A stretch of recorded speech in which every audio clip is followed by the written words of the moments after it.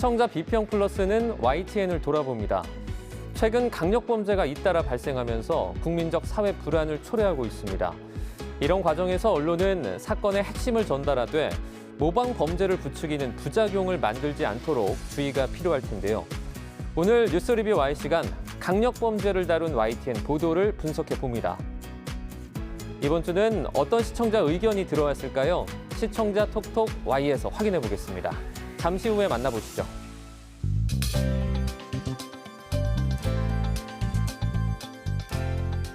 시청자 여러분 안녕하십니까? 정주영입니다. 4월 꽃가루와 황사 그리고 미세먼지가 흩날리면서 호흡기 질환에 대한 주의를 당부드렸는데요. 이러한 요소들 때문에 최근 눈 불편을 호소하면서 안과를 찾는 환자도 늘었다고 합니다. 봄만 되면 유독 눈이 가려워지는 봄철 안질환인 알레르기성 결막염 때문이라고 하는데요. 간혹 봄만 지나면 괜찮겠지 하고 가려움과 같은 불편함을 버티는 경우가 있다고 합니다. 그럴 경우에는 각막이 손상이나 결막 부종까지 생기면서 장기적으로는 시력 저하로 이어진다고 하는데요. 증상 완화를 위해서는 정확한 진단과 치료가 중요합니다. 피로를 느낄 경우 빠르게 내원하셔서 이 증상을 확인해 보시길 바랍니다. 그럼 이번 주 시청자 비평 플러스 뉴스 리뷰 Y로 시작합니다.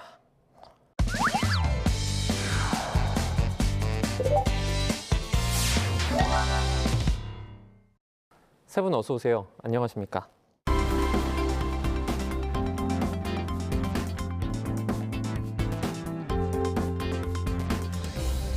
뉴스 리뷰 Y 시작해 봅니다. 먼저 반유미 시청자 평가원이 가져오신 오늘의 주제부터 들어봅니다. 범죄 발생 사실을 알리는 것은 단순한 보도를 넘어 사회적 경각심을 높이고 공공의 안전을 지키기 위한 공적 행위입니다. 그렇기 때문에 언론은 국민의 알 권리를 보장하는 동시에 사회적 관심을 환기하고 범죄 예방에 기여해야 할 책임을 갖고 있는데요. 오늘 뉴스 리뷰 Y에서는 YTN이 최근 발생한 강력 범죄 사건을 어떻게 보도했는지 함께 살펴보겠습니다. 지난 4월에 발생한 강력 범죄입니다. 먼저 미아동 마트에서 흉기 난동이 있었는데요. 범행의 잔인성, 피해의 중대성 등이 인정돼 이 신상도 공개가 됐습니다. 관련 소식 YTN은 어떻게 보도했는지 살펴보도록 하겠습니다. 먼저 평가원님 어떻게 보셨습니까? 네, YTN은 서울 미아동의 한 마트에서 30대 남성이 흉기를 휘둘러 60대 여성이 숨지고 40대 여성 마트 직원이 다친 사건을 전했습니다. 마트에서 30대 남성이 흉기 난동, 60대 여성 숨져 제목의 보도인데요. 불특정 다수를 겨냥한 범행이었던 만큼 그 배경에 대한 의문도 커질 수밖에 없었습니다. 이어서 전해진 보도로 마트 흉기 난동, 내일 영장 심사, 약물 검사 예정 보도에서는 경찰이 범행 동기를 파악 중이며 피의자 진술에 변화가 있었다는 점을 전해 수사 진행 상황을 구체적으로 알렸습니다. 또 구속영장 심사 등 주요 법적 절차를 소개해 시청자의 알 권리를 충족시키고 사건 원인 규명에 대한 관심을 높일 수 있었습니다. 여기에 사건을 목격한 인근 상인의 인터뷰를 덧붙였는데 이번 사건이 초래한 사회적 불안과 긴장감을 생생하게 전달했습니다. 서울 미아동 마트 흉기 난동 사건을 다룬 이번 YTN 보도는 사건의 긴박함과 심각성을 빠르게 전달하는 데 강점을 보였습니다. 그런데 사건의 표면적 사실만 나열하고 그 배경과 원인에 대한 심층적 접근이 부족하다는 생각이 들었는데요. 이번 사건을 사회적 문제와 연결하지 않고 단순히 술과 약물 문제로 한정지은 점도 아쉬운 부분이었습니다. 경찰, 마트 흉기 난동, 집중 수사, 약물 검사 방침 제목의 보도를 살펴보면요. 시청자는 이러한 강력 범죄 사건이 빈번히 발생하는 현 사회적 배경과 이를 해결하기 위한 사회적 안전망의 필요성에 대한 논의를 기대할 수 있는데 뉴스는 그런 중요한 맥락을 다루고 있지 않아서 사건의 본질을 충분히 조명하지 못하고 있습니다. 요컨대 이러한 묻지마 범죄와 같은 보도에서는 정신질환 여부, 관리 체계, 공공장소 범죄 예방 대책과 같은 주제를 연결해 심층적으로 다루어야 합니다. 단순 사건 보도를 넘어 사회적 의미를 던지는 보도로 이어져야 한다고 비평할 수 있겠습니다. 이번 사건을 계기로 이상동기 범죄를 재조명하며 대책 마련의 시급성을 강조해 주었는데요. 범행 이유 모른다, 5년간 이상 동기 범죄 383건. 보도에서는 최근 5년간 이상 동기 범죄가 빈번하고 심각하게 발생해왔다고 지적했습니다. 문제를 인식하는 수준에 머무르지 않고 범행에 이르는 사회적, 심리적 맥락을 분석해 실질적 대응 방안 마련으로 이어져야 한다는 점을 강조해 주었는데요. 이상 동기 범죄가 반복적으로 발생하고 있는 만큼 단순한 뉴스 전달을 넘어 사회 안전을 강화하는 데 기여한 의미 있는 보도였습니다. 네, 또 다른 강력 범죄입니다. 지난 4월 15일이죠. 부모와 처자식 등 일가족 5명을 무참히 살해한 사건도 있었습니다. 계획된 범죄임에도 개인의 일탈로 사건을 보도하는 경우에 대한 우려도 있었는데요. 이 부분을 살인이라는 부분에만 초점을 맞춰서 끝나버려서는 안 될 텐데 해당 사건을 전한 YTN 보도 내용도 저희가 살펴보도록 하겠습니다. 경기 용인시에서 발생한 일가족 살인 사건을 다룬 보도입니다. 사건의 주요 사실을 빠르고 명확하게 정리했다는 점에서 긍정적으로 평가할 수 있겠는데요. 일가족 5명 살해, 50대 남성 검거, 사업 실패 비관 제목입니다. 해당 보도는 사건 발생부터 신고, 소방 출동, 발견 당시 가족들의 상태까지 시간 순으로 정리해 복잡할 수 있는 사건의 흐름을 쉽게 따라갈 수 있게 구성했다는 점이 긍정적으로 평가됩니다. 특히 단순 사망이라는 결과만 전달하는 것이 아니라 수면제를 이용한 범행 방식과 현장에서 발견된 자필 메모 내용까지 보도함으로써 사건의 의도성과 계획성을 강조하고 있는데요. 이는 단순 충동 범죄가 아니라 계획적 범죄였음을 효과적으로 드러낸 부분입니다. 반면에 A씨의 범행 동기에 대한 설명이 지나치게 단순화해서 보도되고 있는데요. 가해자의 사업 실패라는 설명만으로는 이처럼 극단적이고 참혹한 범행을 이해하거나 설명하기 어렵습니다. 경제적 어려움이 가족을 향한 극단적 폭력으로 이어진 심리적 경과나 A씨가 어떤 종류의 스트레스나 사회적 고립을 경험했는지에 대한 분석이 아쉬웠는데요. 덧붙인다면 사건을 단순히 개인 일탈로 소비하는 데 그치지 않고 현대 사회에서 반복되고 있는 경제적 추락, 정신적 고립, 가족 해체와 같은 구조적 문제들과 연결해 다룰 필요가 있어 보입니다. 특히 고립된 개인이 개인적 선택을 넘어 가족 전체를 파괴하는 비극적 사건이 반복되고 있다는 점에서 언론은 그 배경과 사회적 책임에 대해 더 깊이 있게 다가갈 필요가 있겠습니다. 네, 박사님께서는 이제 어떻게 보면 그 복합적인 사회적 문제와 연결돼 있다는 점을 강조하면서 이 구조적인 원인 분석에 대한 아쉬움까지 말씀해 주셨는데요. 이 부분 평가원님께서는 어떻게 보셨습니까? 자녀 대상 범죄 더는 안 돼, 가중처벌 목소리라는 제목의 보도입니다. 해당 보도에서는 용인 일가족 살해 사건을 계기로 자녀 대상 범죄에 대한 가중처벌의 필요성을 제기해 주었습니다. 보도에서는 국내 살인 피해자 중 자녀가 차지하는 비율이 10%를 넘지만 현행법상 부모 살해만 가중처벌되고 비속 살해에는 별도 규정이 없다는 점을 지적했습니다. 또 2023년 살인 통계와 자녀 피해 비율을 근거로 자녀를 대상으로 한 살인 범죄의 심각성을 객관적으로 부각했습니다. 용인 일가족 살해 사건을 계기로 존속 살해만 가중처벌하는 현행법의 한계를 짚어 법적 개선의 필요성을 제시하며 시의성을 높였습니다. 아울러 자녀를 소유물처럼 여기는 왜곡된 가족관이 범죄의 배경에 깔려 있다는 심리적 해석을 덧붙였는데요. 사회적 현상을 심층 분석하고 공론화를 유도한 공익적 보도로 평가할 수 있겠습니다. 뉴스는 50대 남성이 일가족 5명을 살해한 사건에 대해 경찰이 프로파일러를 투입해 심리 분석에 나섰다는 사실을 전한 단신입니다. 경찰, 일가족 5명 살인 사건의 프로파일러 투입 제목인데요. 보도는 과거 강호순과 이춘재 사건을 맡았던 공은경 경감의 경력을 강조해 수사의 신뢰성을 높였고 단순 수사 이상의 심리적 접근을 시도했다는 점을 부각했습니다. 그러나 수사기관 발표와 피의자 진술을 사실처럼 전달해 비판적 거리두기가 다소 부족했는데요. A씨의 범행 동기를 검증 없이 소개하고 있는데 이 부분은 살인에 대한 이해를 유도할 수 있다는 점에서 문제가 있습니다. 아무래도 단신이다 보니 보도에서 담을 수 있는 정보의 한계가 있다고 보여지는데요. 사건의 사회적 맥락이나 구조적 원인에 대한 분석이 빠져 있어 시청자가 이 사건을 단편적 개인 문제로만 인식할 위험이 있기 때문에 추후 후속 보도를 통해 내용이 이어졌으면 하는 바람입니다. 방송 심의 규정을 준수한 보도 태도를 확인해 볼 수 있겠습니다. 일가족 5명 숨진 채 발견, 살해 혐의 50대 검거 제목의 보도입니다. CCTV 화면을 활용해 사실에 기반한 정보를 전달함으로써 사건을 신속하면서도 정확하게 보도하는 모습을 보여주었습니다. 또 강력 범죄 보도는 범죄 예방이나 사회적 문제에 대한 관심을 높이는 긍정적인 역할을 하지만 동시에 모방 범죄를 부추기거나 과도한 공포심을 조장할 수 있는 위험도 내포하고 있는데요.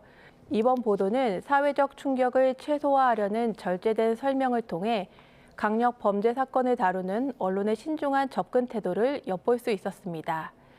덧붙여 강력 범죄 사건 보도를 접할 때 시청자 역시 자극적인 내용에 매몰되지 않고 사건의 본질과 사회적 맥락을 함께 주목하는 태도가 필요할 텐데요. 그동안 뉴스 리뷰 Y에서도 사건 사고 보도의 자극성을 점검하며 신중한 접근을 강조해봤는데 이와 관련해서 보도의 자극성과 선정성에 대한 기준을 구체적으로 설명해 주신다면 시청자의 미디어 리터러시를 높이는 데도 큰 도움이 될 것 같습니다. 예, 강력 범죄 보도에서 이 자극성과 선정성의 기준은 대중에게 피해를 줄 수 있는 정보를 지나치게 과장하거나 부적절한 방식으로 전달하지 않도록 설정된 일종의 윤리적 지침을 말하는 것인데요. 구체적으로 살펴보면 다음과 같습니다. 첫 번째는 자극적인 표현과 이미지에 취소합니다. 폭력적인 장면을 세세하게 묘사하거나 충격적인 이미지를 사용해서 공포감이나 불안을 조장하는 것은 피해야 합니다. 두 번째는 피해자 존중입니다. 피해자의 프라이버시를 존중하며 피해자나 가족에게 추가적인 고통을 줄 수 있는 정보를 포함하지 않아야 합니다. 세 번째는 혐오 및 편견 방지입니다. 특정 집단이나 개인에 대해서 부정적인 고정관념을 강화하거나 혐오감을 조장하는 표현은 자제해야 합니다. 네 번째는 사회적 영향 고려입니다. 보도가 사회적으로 어떤 영향을 미칠지를 깊이 생각해야 하고요. 특정 범죄를 미화하거나 범죄를 모방할 가능성을 높이는 내용은 배제해야 합니다. 다섯 번째는 균형 잡힌 접근인데요. 사건을 지나치게 감정적으로 전달하거나 한쪽 입장만을 대변해서 대중을 편향적으로 이끌어서는 안 되는 것입니다. 자살이나 살인 같은 강력 범죄 같은 경우에는 핵심은 전달하되 보도량은 많지 않다라는 얘기도 있는데 YTN도 그런 의미에서 보도 그 량에 신경을 많이 쓰나요? 네, 당연히 YTN도 그러한 보도량에 있어서 신경을 많이 쓸 수밖에 없는데요. 아시다시피 자살이나 살인 같은 그 강력범죄 관련 보도는 이 모방이나 사회적 불안감 조성 등 보도로 인한 순기능보다는 역기능이 크다고 판단될 경우에는 보도를 최소화하거나 아예 다루지 않는 경우도 적지 않습니다. 다만 때에 따라서는 관련 보도가 시청자의 알 권리와 정보 제공 또는 비슷한 범죄에 경종을 울리는 순기능을 포함하는 경우도 많은 만큼 이런 부분까지 고려해서 신중하게 보도하고 있는 상황입니다. 한편 자살이나 성폭력, 아동학대와 관련해서는 보도 수위나 분량에 더욱 신경을 쓰고 있는데요. 특히 자살 보도는 모방에 대한 위험이 크기 때문에 가급적 보도를 하지 않는 쪽으로 방침이 정해져 있는 상황입니다. 성폭력이나 아동학대와 관련한 보도는 피해자의 인권 침해와 2차 가해가 가장 우려되는 것인데요. 이를 예방하기 위해서는 피해자가 특정되지 않도록 하는데 최선의 노력을 기울이고 있습니다. 이렇게 정리를 하다 보니까 상당히 강력 범죄나 무거운 사건들이 많이 최근에 있었던 것 같습니다. 또 층간소음 갈등이 원인으로 알려졌죠. 이 봉천동 아파트 방화 사건도 있었는데요. 범죄를 막기 위해서 사회 구조적인 문제를 진단하는 것이 좀 선행돼야 한다는 전문가들의 의견이 많았는데 YTN 보도에서는 이게 어떻게 정리가 좀 됐습니까? 네, 지난달 21일 서울 관악구 봉천동에 위치한 아파트에서 화재가 발생했습니다. 공동주택 특성상 대형 인명피해로 이어질 우려가 컸던 상황이었는데요. 화재 발생 직후 YTN은 현장 취재를 통해 방화로 의심되는 정황과 사상자 발생 사실을 신속하게 속보로 전했습니다. 봉천동 아파트 방화 의심불, 방화 피의자 사망 보도에서는 현장에 나간 기자가 유리 파편이 흩어진 아파트 단지 모습이라던가 주민들의 반응을 전하며 사고 현황을 생생하게 전달했습니다. 또한 경찰이 CCTV를 확보하고 지문 대조를 통해서 빠르게 용의자를 특정했으며 불을 지른 정황과 층간소음 갈등 기록을 확인하는 등 수사 상황을 구체적으로 알렸습니다. 이어서 아파트 방화 사건과 관련해 오윤성 순천향대 경찰행정학과 교수와의 전화 인터뷰가 있었습니다. 이슈 온 층간소음 갈등이 있었다. 아파트 방화 용의자 숨져. 제목의 보도입니다. 이 인터뷰의 강점은 범행 동기와 피해자의 심리 상태를 구체적으로 해석했다는 점인데요. 그러나 아쉬운 점으로 꼽을 수 있었던 것이 범행 방법에 대해서 방화에 사용된 이 도구를 화염 방사기와 비교하고 처음 보는 방법이라고 강조한 부분은 지나치게 주목하지 않았나 싶습니다. 이로 인해 시청자는 범행의 동기나 사회적 맥락보다는 특이한 범행 수법에만 집중할 수 있는 위험이 있고요. 모방 범죄에 대한 우려가 제기될 수 있다고 보여집니다. 네, 덧붙여 대담에서 주민 간 갈등과 관련해서 추정과 가능성에 대한 언급이 잦았는데요. 전문가 의견이 다양한 가능성 중 하나로 받아들여질 수 있도록 하는 설명이 뒤따라야 할 것으로 보였습니다. 또한 피의자의 정신적 상태에 대한 논의 역시 수사가 진행 중임을 분명히 하고 단정적인 인식이 퍼지지 않도록 신중한 접근이 필요해 보였습니다. 또 층간소음 문제나 주민 갈등이 강력 범죄로 이어지는 사례는 여러 차례 발생해 왔고 이에 대한 제도적 보완이 필요하다는 내용을 담고 있는데요. 뉴스 보도에서는 이러한 제도적 개선을 위한 구체적인 방안이나 정부의 대응 방안에 대한 논의가 부족했는데요. 이어지는 보도를 통해 후속 논의가 이어져야 할 것으로 보입니다. 이번 봉천동 아파트 방화 사건을 계기로 층간소음 갈등이 강력 범죄로 번질 수 있다는 문제의식도 확산됐는데요. 반복되는 층간소음 갈등, 공적 개입 강화해야 보도에서는 이번 사건뿐만 아니라 경남 사천과 경기 양주 등에서 발생한 유사 사례와 또 관련 통계를 제시해 개인 간 분쟁으로 치부됐던 층간소음 문제를 사회적 문제로 확장하고 공공의 관심을 유도할 수 있었습니다. 또 공적 개입의 필요성까지 강조해 유익한 보도가 됐습니다. 맞습니다. 다만 그 부분을 좀 더 깊이 있게 다뤘으면 하는 아쉬움이 좀 남는데요. 보도에서 제시된 해결책은 매우 추상적이고 실현 가능성이 부족해 보이는데 보도에서 언급한 공공기관의 더 적극적인 개입은 구체적인 방안이나 실행 방법에 대한 설명이 없이 제시되고 있습니다. 공공기관이 갈등 중재에 더 적극적으로 개입해야 한다는 주장은 이해할 수 있지만 이를 위해 필요한 정책적 변화나 구체적인 실행 계획이 빠져 있는데요. 아파트 내 층간소음 갈등을 해결하기 위한 정부의 역할, 경찰 및 공공기관의 중재 능력 강화, 그리고 법적 제재가 필요하다면 어떤 법적 근거와 절차가 마련되어야 하는지에 대한 구체적인 논의가 추가되어야 할 것 같습니다. 이러한 문제를 해결하기 위한 명확한 로드맵이 없이 추상적인 요구만 제시되다 보니 보도의 실질적인 사회적 영향력이나 개선을 위한 촉진 역할이 미비하다는 인상을 준다고 분석할 수 있겠습니다. 네, 이제 층간소음이 발단이 됐는데 이러한 갈등 우려가 심각해지는 상황이 아주 자주 뚜렷하게 발생하고 있기 때문에 공적 개입의 필요성이 좀 강조되는 것 같습니다. 정리하자면 개인 간 갈등을 넘어서 건축 구조라든지 주택 정책까지 의미를 확장해 나가는 언론 보도 역할의 중요성까지 짚어주셨습니다. 네, 그럼 오늘 뉴스 리뷰 와이 내용 정리해 보도록 하겠습니다. 이것만은 꼭 시간인데요. 먼저 평가원님부터 한 줄 평 부탁드립니다. 범죄를 넘어 사회를 바라보는 보도 이어지길. 강력 범죄 사건을 다룬 이번 YTN 보도는 사건을 단순히 전달하는 데 그치지 않고 그 배경에 자리한 사회적 문제와 구조적 원인까지 함께 조명했습니다. 사건을 자극적으로 소비하기보다 범죄 예방과 법제도 개선, 사회적 안전망 강화를 위한 공공의 이익을 중심에 두었는데요. 이를 통해 우리의 일상을 더욱 안전하게 만드는 데 기여하고 언론의 사회적 책임을 실천하려는 노력이 엿보였습니다. 앞으로도 당면한 사건을 사회적 맥락 속에서 깊이 있게 분석하고 제도적 대안을 제시하는 다양한 관점의 보도가 이어지기를 기대하겠습니다. 네, 이어서 장유정 박사님의 한 줄 평도 들어보겠습니다. 사회적 불안 해소를 위한 신중한 접근이 필요. 각 사건마다 피해자 보호와 재발 방지 대책이 중요한 사회적 과제로 부각되고 있습니다. 뉴스 보도 시 피해자의 개인정보 보호와 과도한 선정적 묘사를 자제하고 범행의 동기를 추측성으로 보도하거나 사회적 혼란을 더욱 부추길 수 있는 정보는 신중히 다루어야 합니다. 또한 경찰이나 수사기관의 대응에 대한 불필요한 비판을 자제하고 객관적이고 정확한 정보 제공에 집중해야 합니다. YTN에서 이러한 내용을 고려한 강력 범죄 뉴스를 이어가길 기대합니다. 오늘은 최근에 발생한 강력범죄 보도들 살펴봤습니다. 뉴스 리뷰 Y 순서는 여기서 마치도록 하겠습니다. 세 분 오늘 말씀 잘 들었습니다. 고맙습니다.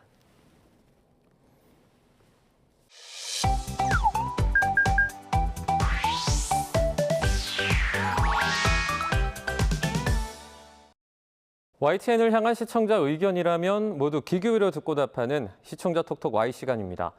오늘 주목한 시청자 의견을 AI 앵커 Y온이 소개해드립니다. 지금 바로 만나보시죠. 안녕하세요. AI 앵커 Y온입니다. 오늘의 첫 번째 주제는 국가유산 재난 대응에 대한 시청자 의견을 들어봤습니다. 자세한 내용 지금 바로 보시죠.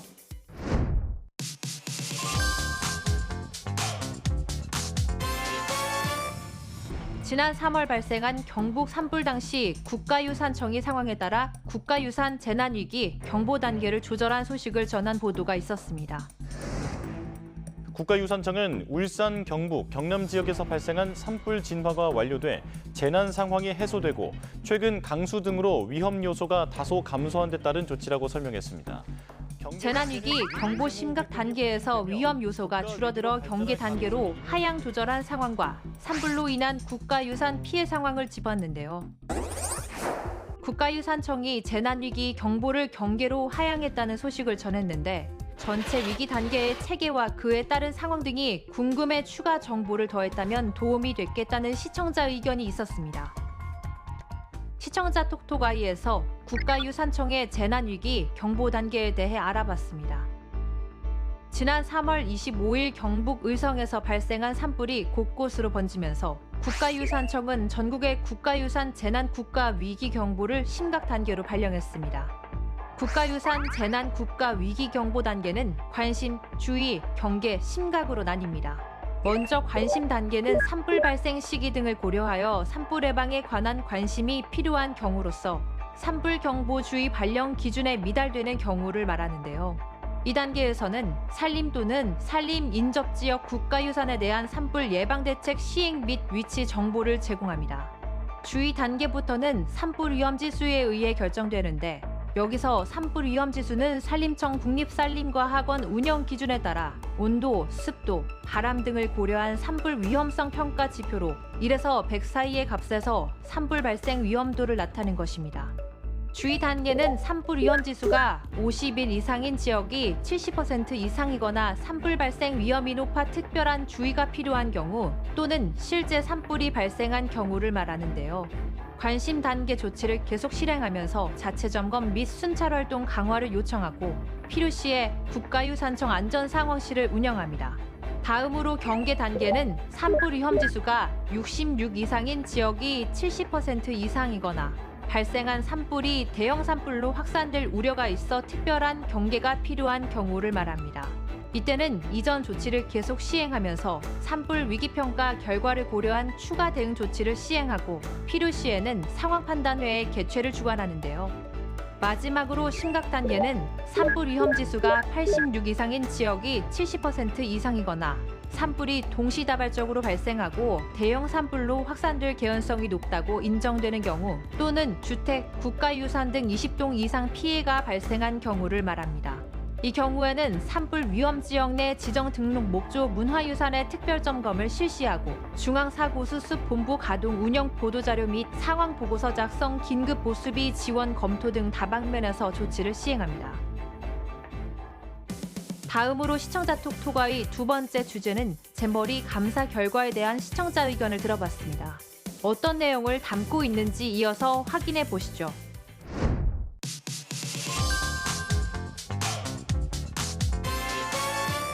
대한민국 역대 최악의 국제 행사였다는 오명을 남긴 새만금 잼버리는 부지 선정부터 준비 과정까지 총체적인 부실이 파행 원인이라는 감사 결과가 나왔습니다.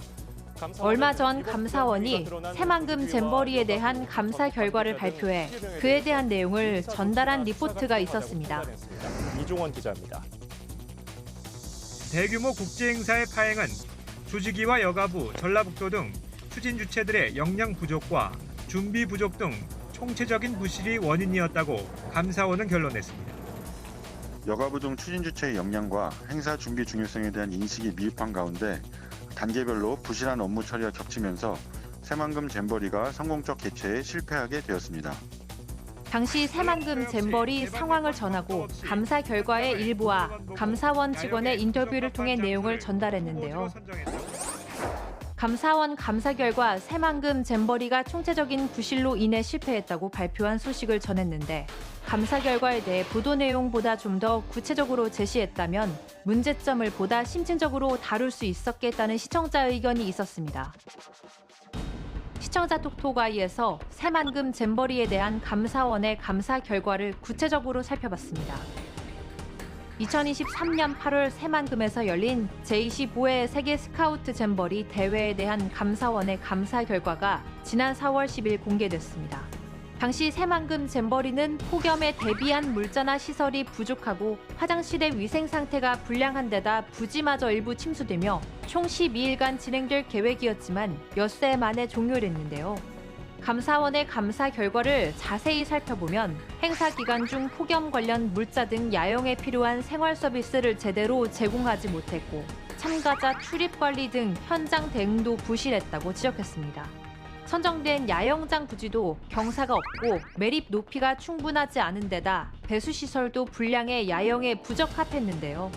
또 행사를 위한 준비 상황, 사전 점검 보고 체계가 원활히 작동하지 않았을 뿐 아니라 각종 계약 비위와 외유성 출장 등 기강회의 사례도 발생했다고 하는데요. 조직위의 현장 대응까지 부실했던 총체적 난국의 상황에 운영위가 특정 업체의 일감을 몰아주거나 계약 규정을 위반한 정황도 드러났습니다. 마지막으로 오늘 시청자 톡톡아의 세 번째 주제는 제주 지역어에 대한 시청자 의견을 들어봤습니다. 이어지는 내용도 지금 바로 만나보시죠.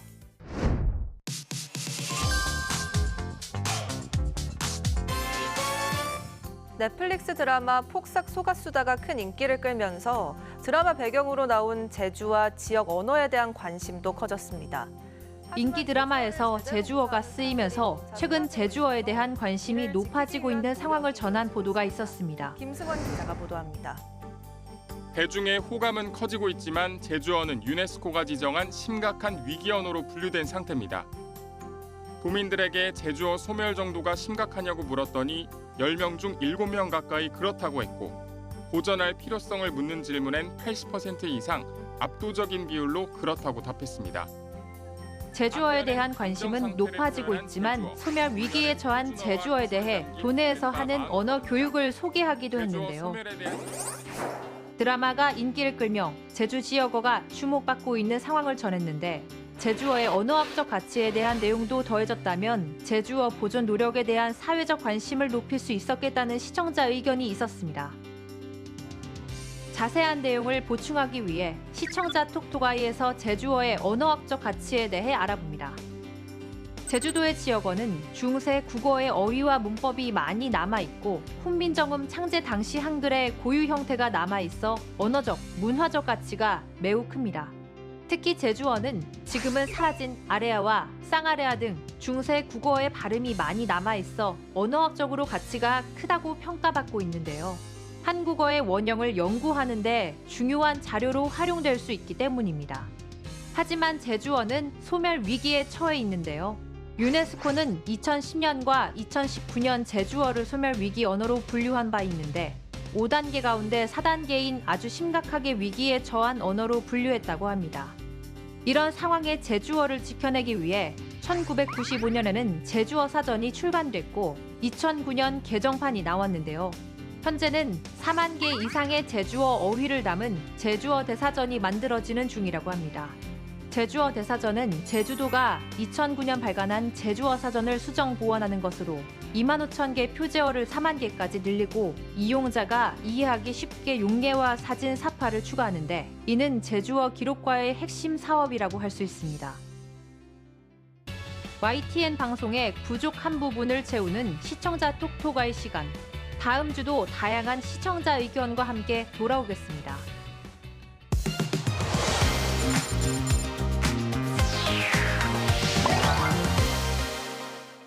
시청자 목소리로 YTN을 되돌아봅니다. 방송에 대한 여러 의견들 SNS와 홈페이지를 통해 남겨주시고요. 시청자 비평 플러스는 다음 주 더 새로운 의견으로 돌아오겠습니다. 시청자 시청해주신 여러분 고맙습니다.